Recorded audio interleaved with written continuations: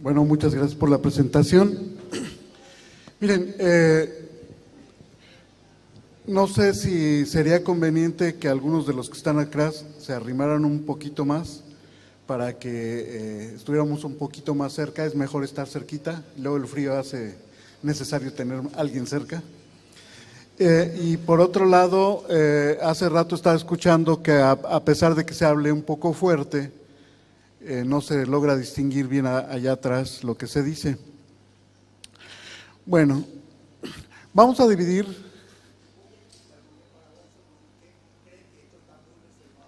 Sí, no, claro, es cierto.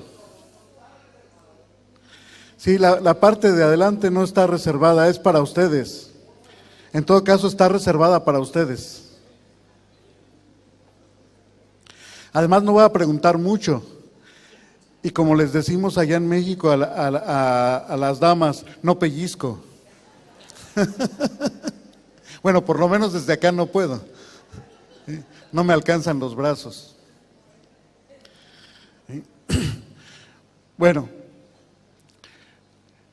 José María Antón nos hizo favor de hablar de este proyecto que es Educa 10, que se constituye como un espacio para la formación continua del profesor de distintas asignaturas. Ustedes saben que las que más pesan y de las que más escandalizan es el manejo de la lengua y sobre todo la parte de las matemáticas, porque pareciera que si hay bajos resultados en las matemáticas, pues esto se complica mucho en la formación de las futuras generaciones. Pero antes de pasar a lo que es la estructura del diplomado y cómo funciona, que es la parte que teníamos considerada como taller, me gustaría dar algunos antecedentes de por qué estamos en la situación actual.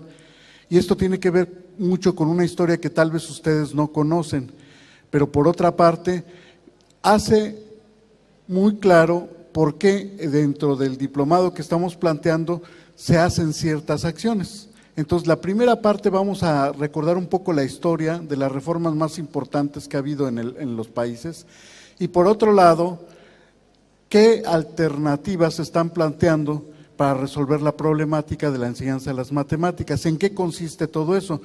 Porque en muchos países de la región lo que está muy presente es el constructivismo, ¿sí? Y las competencias, ahora actualmente las competencias, pero uno observa que en las clases, que los maestros son constructivistas porque les pregunta a uno que a qué corriente se afilia, dicen que son constructivistas en general, pero siguen las mismas prácticas de si no te sientas, llamo a tu papá, y si no me traes la tarea, mañana te castigo, y en fin, son las prácticas más bien conductuales que constructivistas, y sobre todo se sigue teniendo un trabajo que favorece la ejercitación, un poco con la idea de que el cerebro funciona como un músculo y que si no se ejercita, se atrofia, ¿verdad? Que esa es una idea que proviene desde Platón. Platón en la República se manejaba un texto donde decía que los que eran buenos en los cálculos eran buenas para otras actividades y que no se estaba preparado en los cálculos y se preparaba, también tenía un mejor desempeño en otras actividades. Esta idea de que la matemática es como la parte de la educación física del cerebro ha permanecido durante mucho tiempo.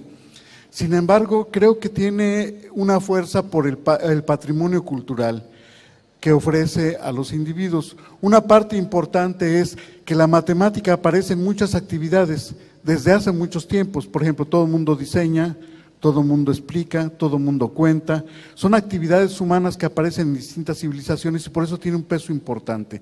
Porque en muchas disciplinas se razona, en muchas disciplinas se desarrolla el pensamiento lógico, no solo en las matemáticas. No me imagino un escritor que no tenga lógica o un historiador que no razone lógicamente. En general, en todas las ciencias sociales y lo que le llaman las ciencias duras, el razonamiento es una herramienta fundamental, no es una atribución particular de la matemática.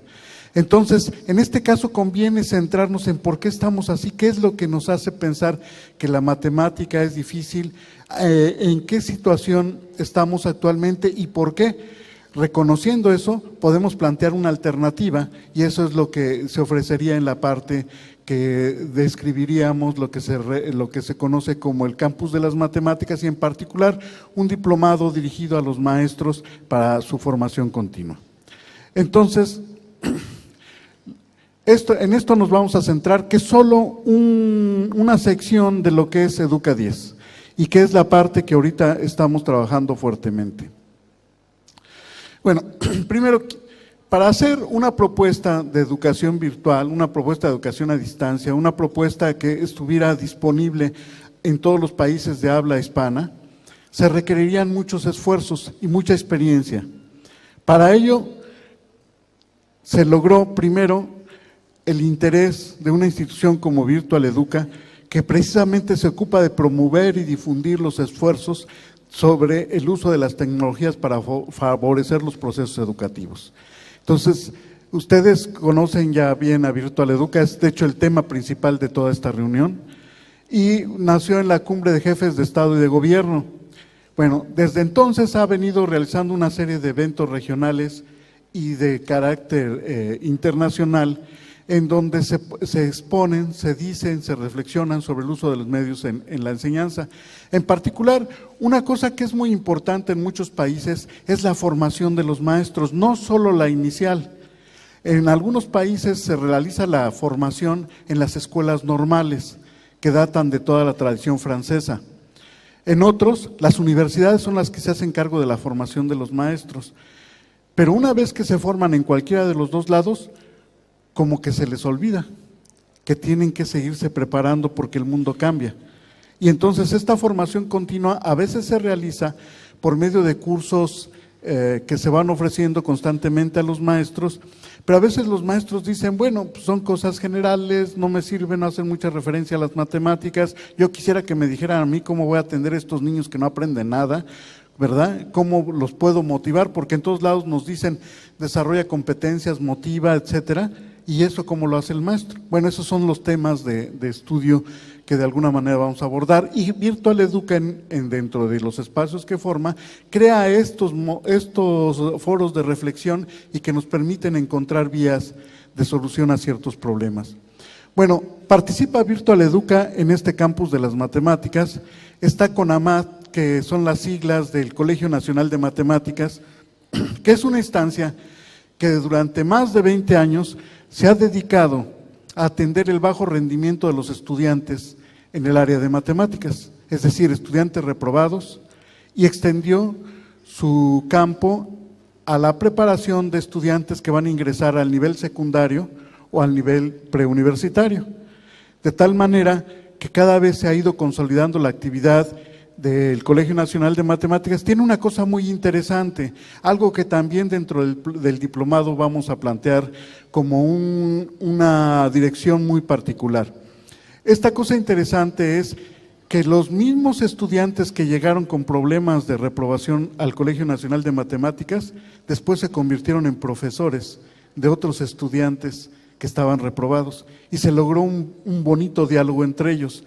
Jóvenes preparando a jóvenes para mejorar su condición académica. Bueno, dentro del diplomado que les voy a presentar hay un poco la misma filosofía. Es decir, más que hablar de especialistas que le dicen a los maestros cómo deben de comportarse, son los propios maestros los que tienen que decidir las formas de enseñanza que tienen que llevar a cabo, porque son los que están llevando la actividad en el salón de clase, son los que les tienen que decir a los otros cómo se realizan las situaciones, porque la enseñanza no es nada más saber el contenido, es saber trabajar, ¿verdad?, con la materia de trabajo que tenemos, que son los estudiantes, pero también controla la estructura administrativa y política de las escuelas. Y eso solo lo saben los maestros. Muchas veces el especialista se reduce al manejo didáctico de un tema muy chiquito, ¿verdad? Pero toda la complejidad del aula, solo el maestro. Entonces tenemos que favorecer el diálogo entre maestros, eso es fundamental. El trabajo colegiado es algo que debe existir en toda comunidad profesional. Y el maestro de matemáticas, independientemente de dónde se formó, porque algunos ni siquiera tienen formación docente, porque provienen de escuelas de ingeniería o escuelas de ciencias, ¿verdad?, está trabajando de todos modos en el aula y tiene que formarse. Y entonces, ¿cómo se va a formar? Justamente a partir del trabajo colegiado y el intercambio con sus iguales. porque tienen la misma responsabilidad y conocen los mismos problemas. Esa es parte de la filosofía de CONAMAT, que le ha redituado mucho. Hablamos de una matrícula de 70,000 estudiantes al año y que se va renovando constantemente, ¿sí? En muchas instituciones privadas, una matrícula de 70,000 estudiantes es impensable. Sin embargo, es una institución que ha tenido esta posibilidad y ha ganado mucha experiencia en trabajar con los estudiantes que tienen estos problemas. Los estudiantes que han entrado a CONAMAT, después de haber tenido un rechazo hacia la matemática, terminan estudiando ingeniería o en las escuelas de ciencias, ¿sí? Algo pasó ahí. Y yo creo que parte del secreto es que se crea un diálogo entre los iguales, los jóvenes preparan a los jóvenes y están de alguna manera viendo que un joven pudo superar su condición y los otros se motivan también para superarla y han tenido bastante éxito. Entonces, a partir de esta experiencia de esta institución como CONAMAT, junto con Pearson, que es una de las más grandes editoriales de todo el mundo, se logró sacar este libro. Que a mí me parece una mala broma, pero porque es un libro que se llama Matemáticas Simplificadas, y si lo vemos físicamente es un libro bastante grande y bastante grueso. El secreto es que en este libro se integran todas las partes de la matemática que tienen que ver en la formación básica de los estudiantes. O sea, tiene aritmética, álgebra, geometría, geometría analítica, cálculo, que es, digamos, la parte que abarca hasta la formación preuniversitaria. Y ahí se concentran las actividades que el estudiante debe de realizar para tener éxito en sus estudios. Esta obra ha tenido buena acogida en los círculos académicos, pero sobre todo de maestros y estudiantes. A partir de esta experiencia entre Virtual Educa, Pearson y CONAMAT, se empezó a gestar una idea que era justamente la de crear el proyecto Educa 10 o el concepto Educa 10, y en su parte las matemáticas, apoyados en dos aspectos que tienen relación con Pearson. Uno es eCollege. eCollege, ¿qué es?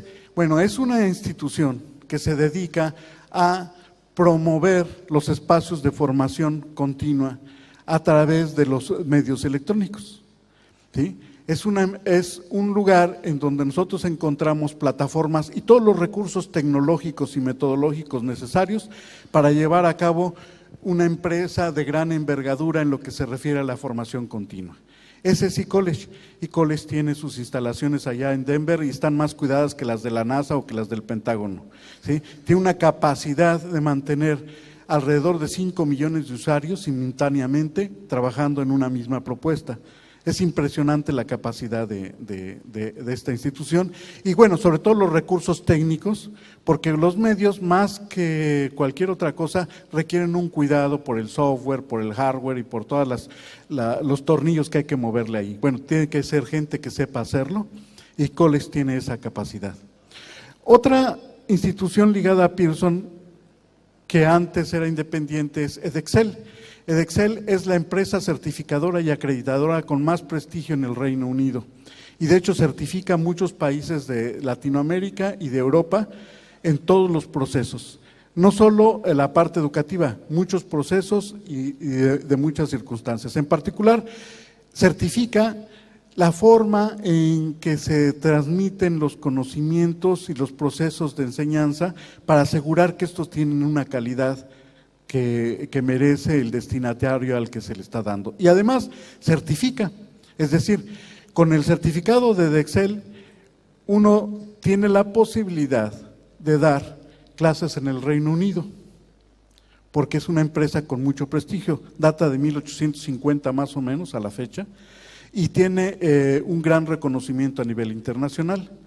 Bueno, esto es lo que da origen justamente al proyecto Educa 10, al concepto Educa 10 y también al campus de las matemáticas. Se empezó con el campus de las matemáticas porque las matemáticas es una de las ramas más claras del conocimiento que ha presentado muchos problemas en las evaluaciones internacionales, ¿verdad? Y todos nos quejamos de la mala situación de los estudiantes y por más esfuerzo que hacemos, pues parece ser que las cosas siguen igual. ¿Y qué pasa? ¿No hemos aprendido o en qué estamos fallando? Porque yo creo que todos los que damos clases de matemáticas siempre nos levantamos con una idea en la cabeza. Esa idea en la cabeza es de hacer mejor nuestro trabajo y lograr que nuestros estudiantes salgan avante, ¿sí? Nadie se levanta pensando ahora a quién voy a reprobar y a quién le voy a hacer daño, ¿verdad? ¿No? Queremos hacer bien las cosas, pero algo está sucediendo que hace que no salgan los resultados esperados. Y entonces uno se pregunta, bueno, yo tengo voluntad, pero a lo mejor no conozco otras cosas. Bueno, el diplomado del que les voy a hablar, y por eso primero voy a fundamentar por qué estamos así, y después plantear la alternativa, intenta ofrecer esas herramientas a los maestros para poder realizar su trabajo, porque el maestro tiene un gran poder. El maestro tiene a todos esos alumnos constantemente y después van a ser las nuevas generaciones, la base del país. Y entonces, si el maestro es capaz de llevarlos adelante, lo que está haciendo a fin de cuentas es que llevar adelante su país, llevar adelante toda la cultura y todo el conocimiento y toda la potencialidad de trabajo que tienen los estudiantes. Entonces, bueno, tenemos que apoyarnos de alguna manera y el apoyo lo vamos a ver en la segunda parte. Entonces, voy a entrar en materia, primero hablando de la enseñanza en los años 50 más o menos. Bueno, a mí me contaron, ¿sí? Lo leí en libros de historia, que decía, la enseñanza en esa época, ahí tienen una gráfica más o menos, pues es un pizarrón negro, ¿verdad? Con gises de cal, que el maestro terminaba como si fuera el hombre de las nieves, todo lleno de gis, ¿verdad?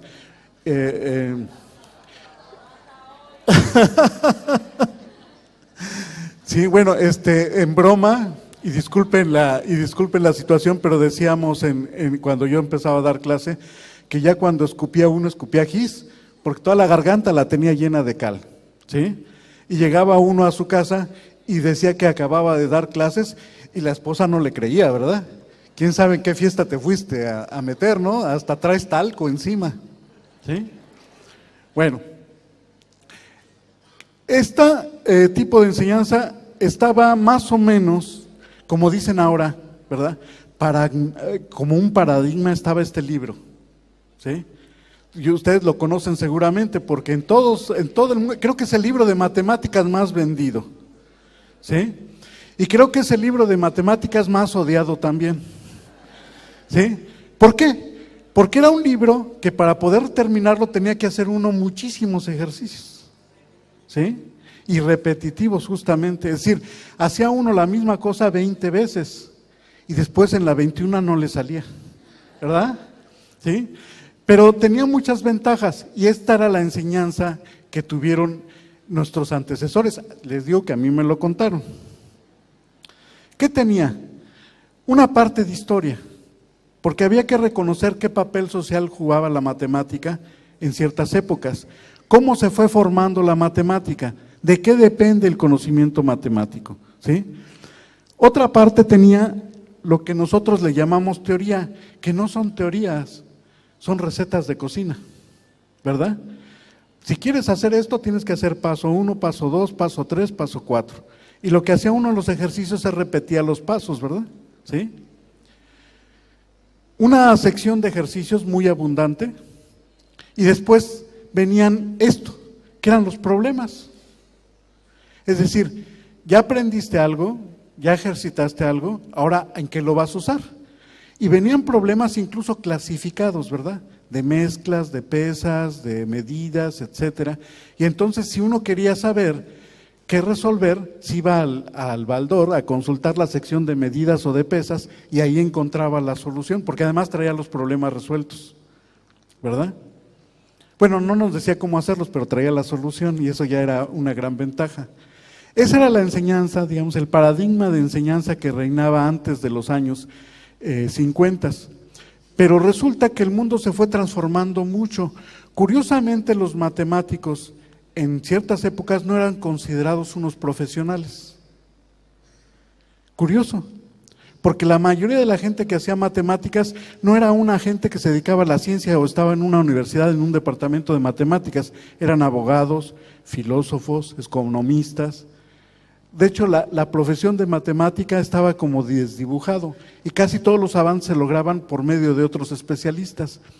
Bueno, resulta que a partir de ciertas problemáticas que se fueron dando en el mundo, y entre las principales está la Revolución Francesa, vean la época, las guerras napoleónicas, la Revolución Industrial sobre todo, provocaron un gran interés para el desarrollo de la matemática, porque muchos países estaban desarrollando, unos conquistando a otros, y mucho del desarrollo tenía que ver justamente con la aplicación de la ciencia y la tecnología a los procesos productivos, pero también a la producción de armamentos y a la estrategia militar. Y entonces eso fue jalando mucho a la matemática hacia actividades fundamentales. ¿Por qué? Porque la matemática, ¿qué maneja? ¿Qué se maneja en matemáticas? Pues numeritos, ¿verdad? Que finalmente los podemos poner con el nombre que tienen o no, entonces vamos al álgebra. Relaciones cuantitativas, fundamentalmente van con eso. Relaciones espaciales, ¿verdad? Todo lo relacionado con geometría, pero curiosamente la parte que menos les gusta enseñar a los maestros en mi país, yo supongo que aquí también, es la geometría. Casi todos les gusta muchísimo el álgebra y lo que más enseñan es el álgebra y la parte de la geometría la van dejando.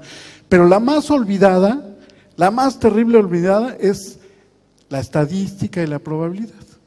Casi no se enseña, ¿sí? O se deja para juegos de dados que 2000 lanzamientos y los muchachos terminan con los dedos todos hinchados de tantos lanzamientos que hacen, para una reflexión de lo que es la probabilidad frecuencial, pero nos quedamos muy cortos en ciertas ramas de las matemáticas que son las más usadas, curiosamente, ¿sí?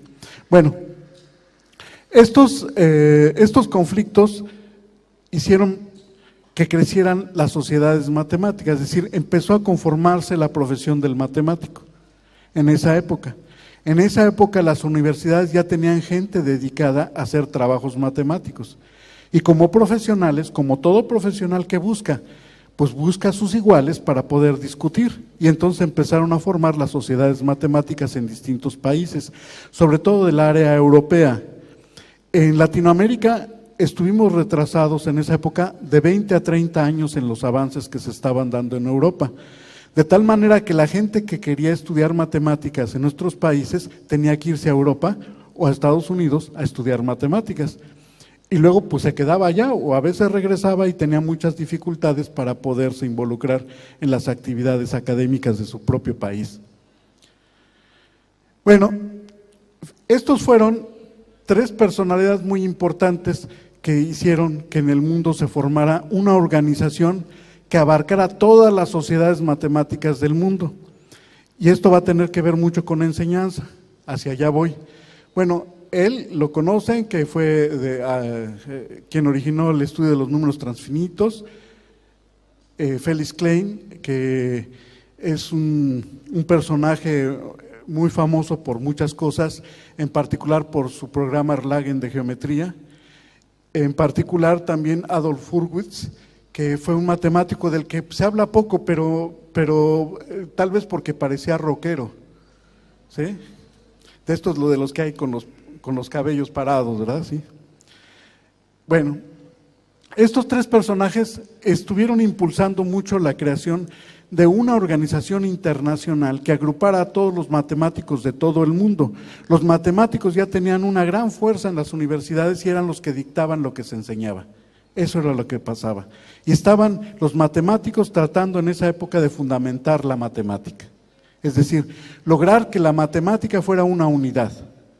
Y eso empezó a dar origen por estas situaciones nuevas. Se hizo más fuerte por esto. La Segunda Guerra Mundial, pero sobre todo el lanzamiento del Sputnik por parte de los rusos. Eso puso a temblar a todo el mundo. Entonces empezaron en las universidades a fomentar los departamentos de matemáticas y el estudio de la física y el estudio de la química, pero sobre todo el estudio de la matemática.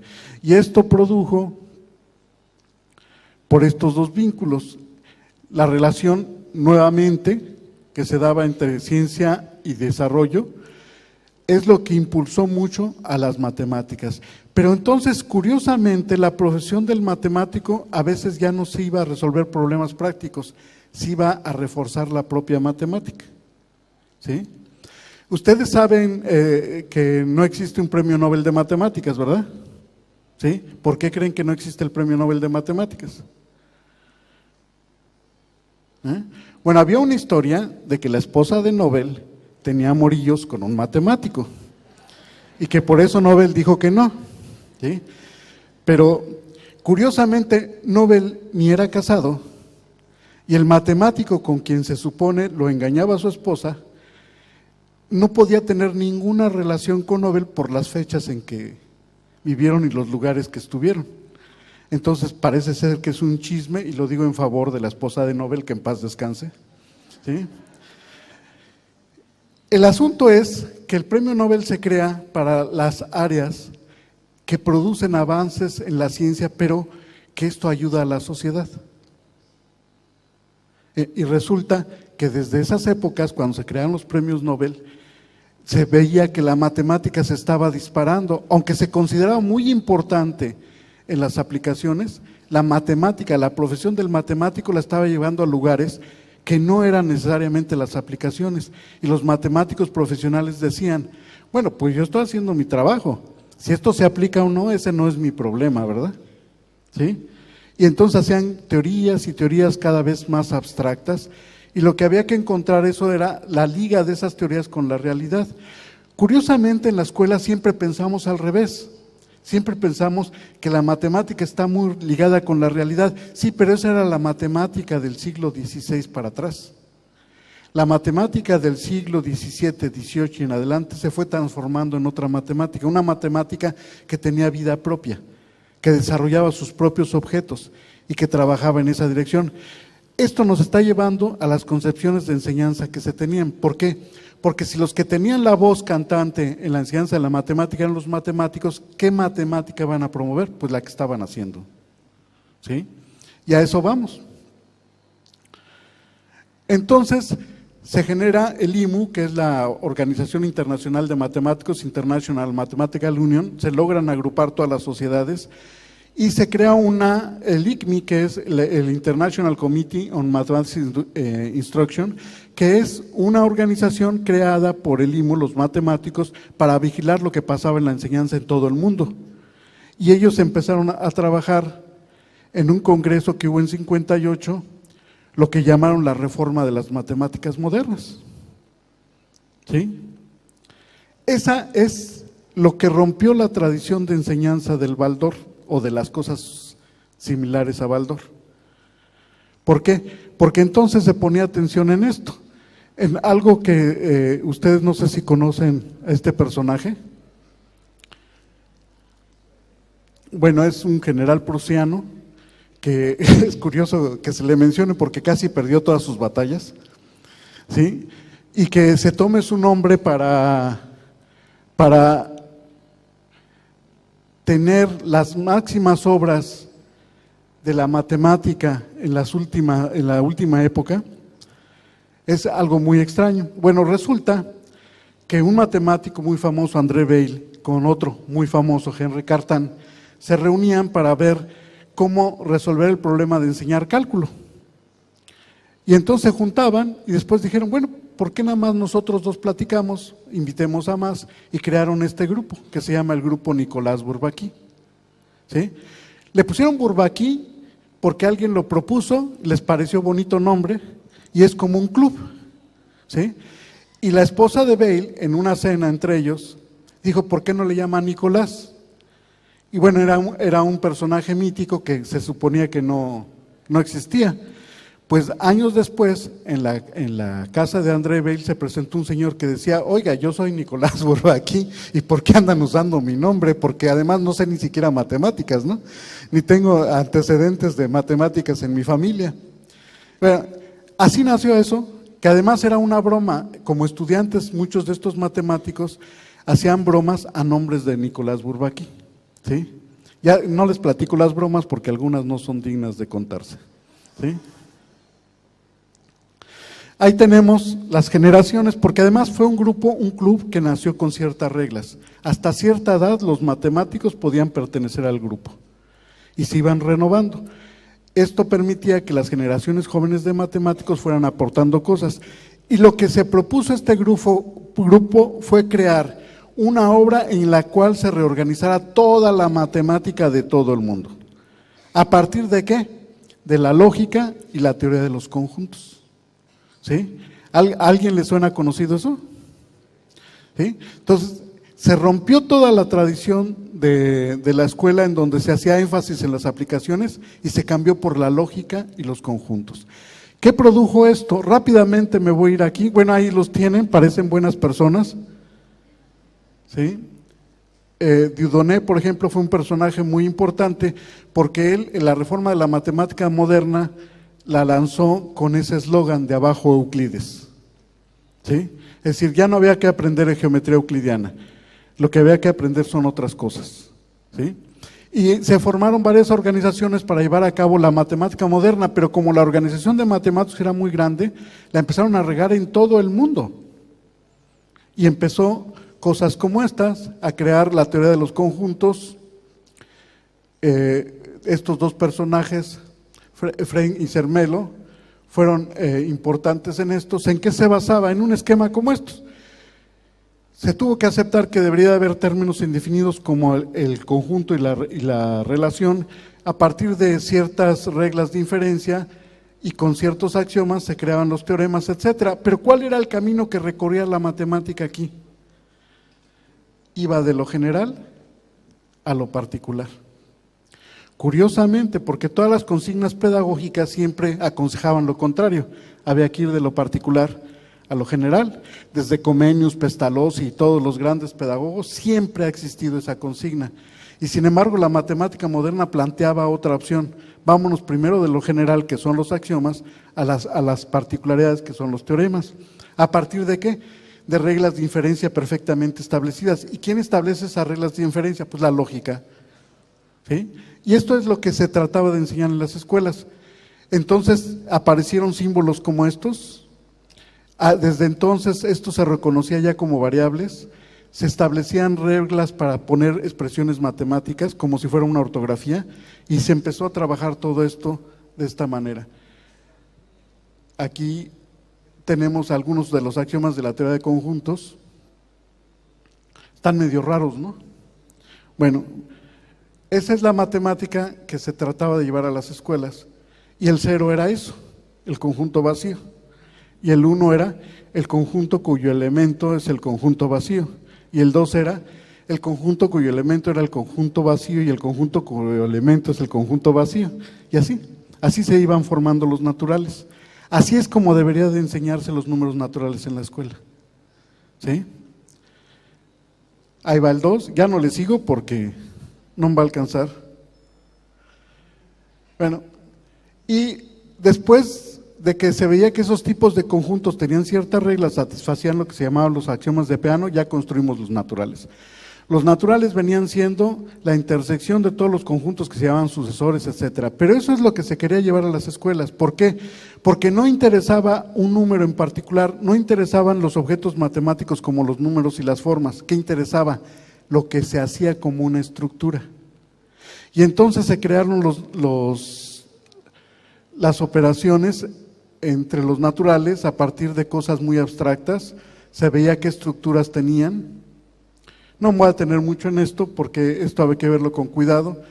Después, a partir del producto cartesiano, se construye una relación de equivalencia. Esta se empieza a trabajar y se construyen los números enteros, que venían siendo, estas son las clases de equivalencia bajo esa relación de equivalencia. Es decir, se parte el conjunto cartesiano por clases de equivalencia y esos son los números enteros. ¿Sí? Esto lleva mucho tiempo desarrollarlo, pero quisiera nada más que prestaran atención en qué contenidos son los que se querían llevar a la escuela, porque a mí me tocó llevarlos. En México hubo una época en que en vez de enseñar números y fracciones enseñábamos grupos, anillos, campos, etcétera, ¿no? Y los pobres niños nomás se nos quedaban viendo como diciendo, pues yo qué le hice, ¿sí? ¿Por qué me habla tan feo? Bueno, igual con el producto cartesiano de los enteros se generan los racionales y entonces se pueden ver como esas clases de equivalencia, etcétera, ¿no? Todo es muy abstracto. ¿Por qué? Porque no importaba a qué se referían los objetos matemáticos, lo que importara es cómo se comportaban. Esa era la atención que se tenía. Ahí nos olvidamos de los problemas, nos olvidamos de las cosas, porque se pensaba que si un niño era capaz de entender las estructuras, podía entender cualquier cosa de la matemática. Por eso se cambió. Y entonces en todas las escuelas de todo el mundo, el primer capítulo que empezaba, con la que empezaban los cursos era ¿qué? Lógica y conjuntos. Pero era una lógica que a veces ni siquiera se refería a cosas de lógica, no había a veces ni tablas de verdad, nada más frases sueltas donde se hablaba de los conectivos, etcétera. Y en vez de teoría de conjuntos, ¿qué había? Pues las bolitas, los diagramas de Venn, que se cruzaban, que no se cruzaban, etcétera, ¿no? ¿Sí?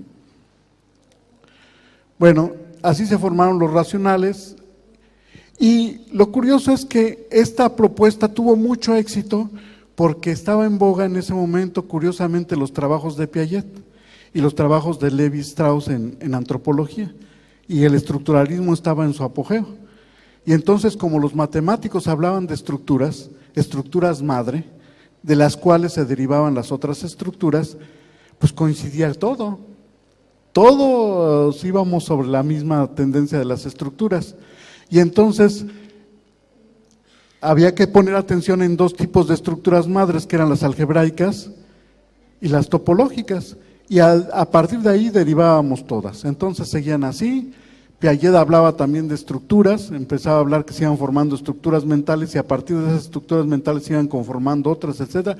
Todo iba muy bonito, parecía que todo iba muy bien, pero además se encontró este aspecto, que había objetos matemáticos como el grupo de Klein, el grupo INRC, que se encuentra en lógica operativa en los trabajos de Piaget, en donde a partir de las acciones que realiza un niño, se podía hacer una tabla que se comporta como un objeto matemático. Entonces decían, fíjense, hasta podemos modelar la mente humana por medio de las matemáticas.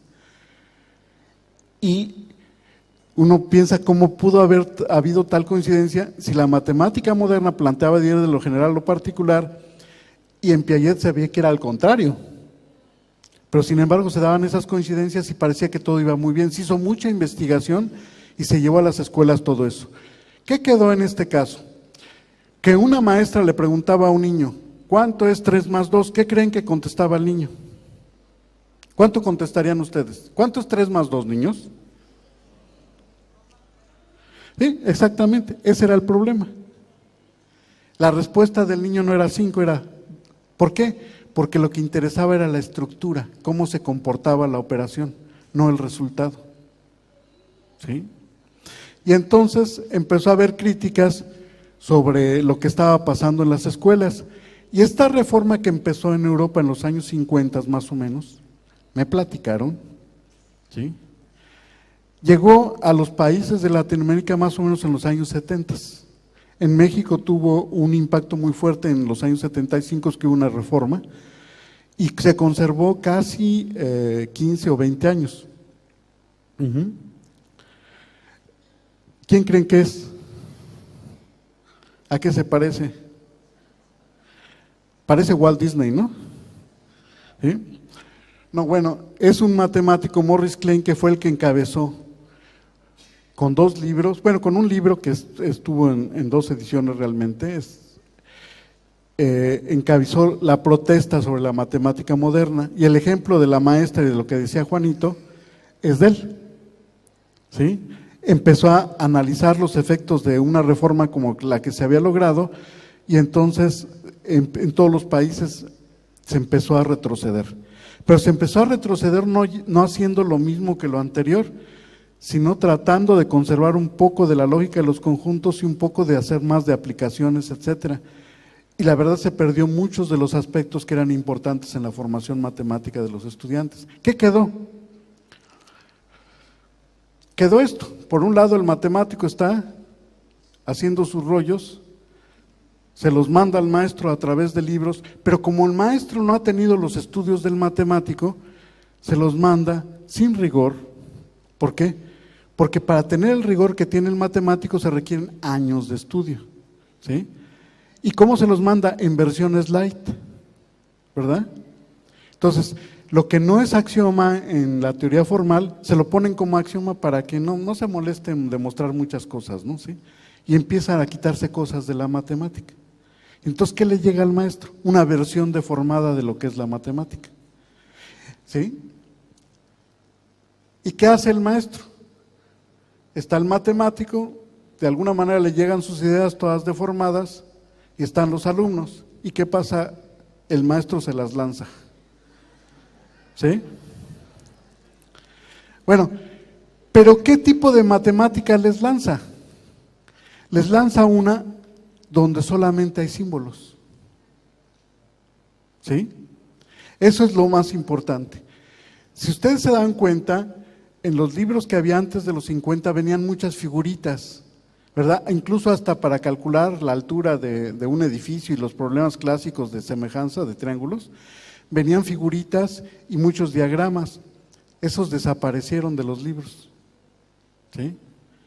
Y entonces lo único que interesaba era analizar ecuaciones y reglas formales. Entonces empezó a aparecer muchas cuestiones de escritura matemática, pero casi sin referencia a nada a lo físico. Y entonces la simbolización tuvo mucho peso. Esto nos conduce a que en la actualidad la parte algebraica es la que más se maneja en las escuelas. ¿Sí? Por eso la parte geométrica se vuelve álgebra. La parte trigonométrica se vuelve álgebra y todo es álgebra en las escuelas y es lo que más se favorece. Y entonces cuando nos hacen evaluaciones donde hay cosas de geometría, pues obviamente vamos a salir mal, porque no se está enseñando geometría, se está enseñando álgebra aplicada a muchas cosas. ¿Sí? Y el uso de los símbolos nos conduce a otro problema que venía con la misma estructuración de la matemática moderna, empezar de cosas que tengo que aceptar como axiomas y ver si tienen sentido en la teoría para poder hacerla. ¿Sí? ¿Qué quiere decir? Son cosas que acepto sin condición alguna, son reglas que pueden tener o no sentido. Y así empezábamos nuestras clases. A ver, niño, vamos a sumar fracciones. Oiga, maestro, ¿cómo se hacen las fracciones? Pues así se hacen, ¿no? La reglita va, le preguntas y le cruzas así y todo eso. Ah, maestro, ya entendí, bueno, la vamos a hacer. Oiga, maestro, ¿y por qué las fracciones se multiplican de otra manera, no como se hace la suma? Ay, niño, cállate, no me estés molestando, ¿sí? ¿Sí? Si me vuelves a preguntar eso, te voy a llevar a la dirección, porque son preguntas insanas, ¿sí? Son peores que las páginas 3X de la web, ¿sí? Entonces, ¿qué es lo que sucede? Se le da al niño las reglas sin explicación y cualquier persona sana de su mente se revela ante eso. ¿Yo por qué tengo que aprenderme algo sin sentido? Y le pregunté a mi querido maestro y mi querido maestro me dice que me calle. ¿Sí? O en el caso más atento le va a decir, mira, estás muy joven, todavía no tienes edad para ver eso. Vas a ver que después vas a aplicar todo esto que te he dado. Y sale el niño de su escuela, de sus estudios superiores y voltea a ver hacia sus escuelas y dicen, pues todo lo que enseñaron de matemáticas no tiene sentido. ¿Sí? ¿Sí? Y me hicieron estudiar muchas matemáticas, en preescolar, en primaria, secundaria, bachillerato, que es más o menos el sistema mexicano, ¿sí? Y todavía en superior. Es más, ya en medicina y en leyes hay matemáticas, ¿sí? Nada más falta que la metan en estimulación temprana, ¿verdad? ¿Sí? Que es algo que yo, por cierto, estoy esperando, ¿eh? Bueno, ¿qué caracterizaba esta enseñanza? Se privilegiaban los símbolos iban a la cabecita del niño con nombres y denominaciones que, ¿por qué se llaman así? ¿Por qué se hacen las cosas así? Pues porque son así, ¿verdad? ¿Y quién dijo que eso era así? Ay, mira, están los matemáticos que son personas muy inteligentes, nos dijeron que lo hiciéramos así, así lo vamos a hacer, ¿eh? Sí. Y cuando bien le iba al estudiante, a veces se hablaba de aplicaciones, a veces muy raro, ¿sí? Bueno, ¿qué plantea ahora la nueva enseñanza? La nueva enseñanza plantea lo siguiente: antes de ver símbolos, antes de ver cualquier cosa, ve hechos, analiza hechos, ¿sí? Pero no lo veas de una sola manera, velo de varias maneras. ¿Por qué? Porque cada vez que yo veo cosas particulares de las situaciones que estoy analizando, encuentro cosas nuevas, y eso tiene que ver con las corrientes constructivistas. Es decir, Lo que opone al aprendizaje tradicional es que dice uno, cuando aprendo, tomo las cosas, los conocimientos para mí, ya los tengo, ya nadie me los quita. Y en las ideas constructivistas es otro camino. Es decir, pues yo me acerco, pero no sé cuándo voy a llegar, y me sigo acercando, y así me voy acercando. De tal manera que el objeto es algo que puede quedar difuso, y lo que hago simplemente es lograr mejores acercamientos. En este proceso de acercamientos se van formando en la mente significados de las cosas, y entonces esto es en lo que debe prestar atención el maestro. No en la formación de conceptos matemáticos abstractos, sino en ¿qué? En la formación de significados. Porque las fracciones no son los números racionales, las fracciones son relación parte todo, son medidas, son cocientes de números, ¿verdad? Son muchas cosas. Y si nomás nosotros le enseñamos una versión al niño, ¿qué sucede? Pues le estamos dando una enseñanza incompleta de un concepto que es muy importante. Y entonces empieza a verse sentido a estas ideas. Es decir, yo voy a ver el mismo asunto, pero lo voy a ver de distintos lados para aprender distintas cosas, y en vez de mejorar un aprendizaje lineal en un solo sentido, lo voy englobando. ¿Sí? ¿Y qué hago? ¿Ya terminé? No, es un proceso que puede durar mucho tiempo, porque cada vez que se conocen nuevas experiencias se mejoran los significados de las cosas. A nosotros como maestros nos sucede. Si nosotros escuchamos atentamente a los estudiantes en su clase, ¿qué es lo que sucede? Estamos oyendo lo que están diciendo con unas mentes muy diferentes a las nuestras, y aprendemos muchos de ellos, porque están viendo las cosas de otra manera. El maestro tiene la costumbre de no renunciar a esas visiones, cree que ya lo sabe todo. ¿Sí? Y lo principal para poder elaborar conocimiento es la humildad en ese sentido. Es decir, bueno, yo sé cositas, pero quiero descubrir más, ¿verdad? ¿Sí? Entonces, en este proceso el niño forma denominaciones y símbolos propios, no tiene por qué adaptarlos de la matemática. Después de ver que en el proceso de comunicación es mejor tener símbolos todos los mismos, entonces ya se le pueden dar las convenciones, y entonces sí llegar a los símbolos que nosotros manejamos. Es un camino al revés. Generalmente las escuelas comienzan ¿desde dónde? Desde los símbolos, ¿sí? Y las reglas. Y maestro, ¿qué es eso? Tranquilo, tranquilo, tú haz los ejercicios, vas a ver que vas a salir bien, ¿sí? Este camino es muy difícil. Ese es el que nos están pidiendo desde que empezó el constructivismo en los años 80. Es el que nos están pidiendo con las competencias. Y ya íbamos en el 2010. ¿Y por qué no lo podemos hacer? ¿Sí? Bueno, en principio hay una matemática con las que nos formaron, que fue esa, la de la matemática moderna. ¿Sí? Y lo hicieron de buena intención. Pero crearon estos monstruos. ¿Sí? ¿Y cuál es la labor del maestro? Modificar eso. ¿Y quién le ayuda al maestro?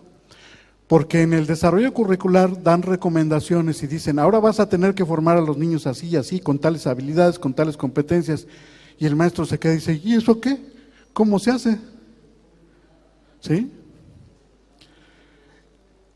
Nos piden que pongamos atención a las pruebas PISA, y nos piden atención a otras evaluaciones internacionales.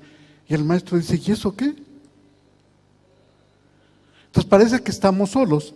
Y de ahí empezaron a nacer las ideas que dan origen al diplomado que les voy a platicar. Pero les voy a poner unas situaciones que a mí me gusta mucho verlas, siempre las platico, porque además son cosas que nacieron con el trabajo de los niños. Miren, por ejemplo, ustedes pueden tener una colección así, y si quitan esta parte, dicen, pues son 2 de 3, con palabras, ¿verdad? ¿Sí? Como lo dice la gente humilde y sencilla del campo. ¿Sí? Y si quito esto, son 3 de 6, y juntos son 5 de 6. ¿Necesito símbolos? No. ¿Qué necesito para entender eso? Contar. ¿Sí? Si yo cambio la unidad, aquí pongo 4 de 12, 6 de 12, los junto y me da 10 de 12. Después puedo llamar la atención en otra cosa, que hacer este proceso y este es casi lo mismo. Y entonces puedo pasar a otro nivel, hablar de la tercera parte y de la mitad. Porque en ambos casos tomo aquí una tercera parte, y aquí tomo también la mitad, a pesar de que la unidad es diferente. ¿Sí? Entonces, ¿qué es lo que está pasando? La idea de la mitad y la tercera parte está cambiando, está teniendo un significado diferente. Ese es el que debe de aprender el niño. Ese es el que debe de aprender el estudiante. ¿Sí? No el simbolito. En eso es lo que tenemos que prestar atención. Pero hay símbolos aquí. No, lo puede hacer hablando. Así fue la matemática como se fue construyendo, hablando. Ya dicen que hablando se entiende la gente. ¿Sí? Bueno, y después, al último, se meten los simbolitos y se dan origen a las operaciones entre ellos. Y los puedo representar de varias maneras, porque eso también existe en matemáticas. Hay significados y hay representaciones escritas. Y yo puedo tener un significado que tenga varias representaciones escritas, ¿verdad? Como los homónimos y los sinónimos en el lenguaje, sucede lo mismo. Eso tiene que aprender el estudiante. Esa es la matemática que tiene que hacer. Pero ¿de dónde partimos? De una actividad donde lo hace con sus propias manos y poco a poco el maestro lo va conduciendo a otras cosas. Ahí es donde adquiere sentido muchas nociones importantes que nos han metido en los cursos, que nos hablan del andamiaje, según Brunner, o nos hablan de qué, de la zona de desarrollo próximo, según Vygotsky, y dice el maestro, ¿y eso qué es? ¿Verdad? Porque por más que se le acerque uno a un alumno y le pregunta, ¿ya estoy en tu zona de desarrollo próximo? Pues ni el alumno ni el maestro saben. ¿Sí? Bueno, eso se concreta con la acción pedagógica del maestro, con la forma en que el maestro va acercando al estudiante al conocimiento. ¿Sí? Y tiene que partir ¿de dónde? De lo cotidiano, de lo que hace, con jueguitos, con lo que sea, y poco a poco ir metiendo el idioma de las matemáticas, como estas actividades. Les voy a mostrar otras. Aquí es un aspecto que se menciona mucho en el diplomado que les voy a mencionar, es este. Por ejemplo, esto se maneja generalmente en las fracciones. Si uno atiende los estudios de Piaget y de desarrollo de la inteligencia, este es el modelo más complicado, porque para poder entender qué fracción es cada parte, necesito tener una idea clara de la equivalencia de áreas, o la equivalencia de volúmenes, o la equivalencia de longitudes. Que eso según Piaget se adquiere hasta los 12 años, pero sin embargo a los niños de 5 o 6 años se están haciendo estas cosas con esos pasteles, que además, esos pasteles, bueno, que ahora son pizzas, ¿verdad? ¿Sí? Esos pasteles son absurdos, porque cualquier mamá que se respete no parte los pasteles así. ¿Qué hacen las mamás para que el pastel le hace un agujerote al centro para que no se despunte, ¿verdad? Y entonces ni siquiera está pegado eso con la realidad. ¿Sí? Bueno, y esto manejar colecciones para las fracciones al inicio solo requiere del conteo. Es decir, hace que las cosas que va a aprender nuevas utilicen las que ya había aprendido. Y con esto está utilizando otras nociones que todavía no maneja bien. Entonces hay una discordancia entre los objetos que se manejan en la enseñanza, y esa es otra parte de la discusión en el diplomado. Por ejemplo, aquí se utiliza el modelo de áreas para los números enteros, porque la multiplicación es eso. Entonces aquí completamos el rectángulo y también podemos encontrar que basta multiplicar los de arriba y los de abajo para obtener el producto. Entonces ya sale la regla de manera natural. En vez de decirle al niño, mira, para multiplicar fracciones se hace esto, se le ponen ejemplos como eso, y el niño solito va a decir, oiga maestro, ya no me ponga de esos, ya vi que basta multiplicar los de arriba y los de abajo, ya déjenme en paz, ¿no? ¿Sí?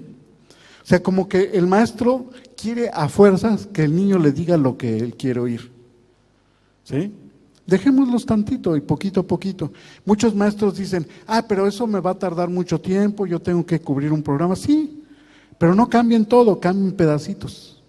Un año cambian 5 pedacitos en su curso, esos ya los van a tener cambiados para el siguiente curso, y otros cambian otros 5 pedacitos y van ajustando tiempos y todo. Y entonces después de un tiempo ya lo hacen. Ahora, si lo hago solo me tardo mucho. Si lo hago con mis colegas, con mis amigos de la escuela, puedo avanzar más rápido, ¿verdad? Sobre todo discutir esto que estuvimos enseñando, qué es lo que podemos mejorar, ¿sí? Bueno, también podemos usar la misma unidad y cambiar todo. Lo estoy pasando un poco rápido para llegar a la esencia del diplomado. Esto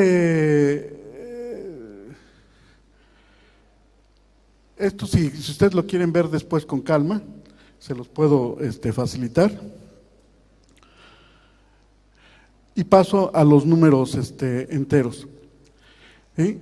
Por ejemplo, puedo empezar con un juego de fichas de colores donde digo, cuando hay el mismo número de fichas de los dos colores, escojo dos colores, los que sean, es como si no tuviera nada. ¿Sí? Es un equilibrio, le llamo. Y entonces empiezo a ver 3 rojos y 2 rojos y 2 rojos me dan 5 rojos. 3 rojos y 2 amarillos, hay un equilibrio, lo quito, me queda 1 rojo. Y así, 3 amarillos y 2 rojos, los quito. 3 amarillos y 2 amarillos, pues también. Y puedo, en vez de decir con palabras, empiezo a usar letras, porque somos flojos. ¿Sí? Después de hacerlo varias veces, los mismos niños ya no van a escribir la palabra rojo y amarillo. ¿Qué hacen? Una R o una A o cualquier otra letra. Entonces, sin querer lo estamos metiendo a lo que queremos, que es representar una situación por medio de una sola letra. ¿Sí? Y entonces empiezan 3R y 2R, ahí van. Igual acá. Es el mismo juego, pero ahora ya con una simbolización más cercana a lo que queremos. Y ya al final son los números negativos y los números positivos. Más 3, más 2 son más 5, más 3, más menos 2, ¿verdad? Porque más, ¿qué quiere decir junta, verdad? ¿Sí? Entonces junto 3 con 2 del otro y entonces hay un equilibrio y me queda el resultado. Ahí ya me iba a caer. Son menos 3 más 2, me queda menos 1. Menos 3, menos 2, me queda menos 5, ¿verdad? ¿Y en la resta qué? La resta se interpreta como quitar. Pero fíjense que estoy utilizando lo mismo que hice para los números naturales. ¿Sí? Y entonces ahí vamos. Más 3, más 2, le quito. Como no tenía, le puse un 0 y ya le puedo quitar. Aquí a menos 3 le tengo que quitar más 2, no tengo, entonces pongo un 0 y luego le puedo quitar y obtengo el resultado. Y aquí sí puedo quitar, ¿verdad? Y obtengo las reglas de los signos con mucha facilidad. En la multiplicación, ¿cómo se hace esto? Y estos son contenidos del diplomado que les quiero hablar. Esto es darle ideas al maestro para que haga el trabajo que nos están pidiendo ahora. ¿Sí? Aquí tienen, este es el número de veces que se toma pero a diferencia de los números naturales, ¿qué pasa? Tiene un signo. Y entonces el signo me dice, pon tantas veces o quita tantas veces. Y entonces hago eso. Pongo 3 veces más 2. 1, 2 y 3. Y ahí está el resultado, que es más 6. Y aquí me dice, pon 3 veces menos 2, pues los pongo 1, 2 y 3. Y el resultado es que menos 6. Y dice, quita 3 veces más 2. ¿De dónde quito?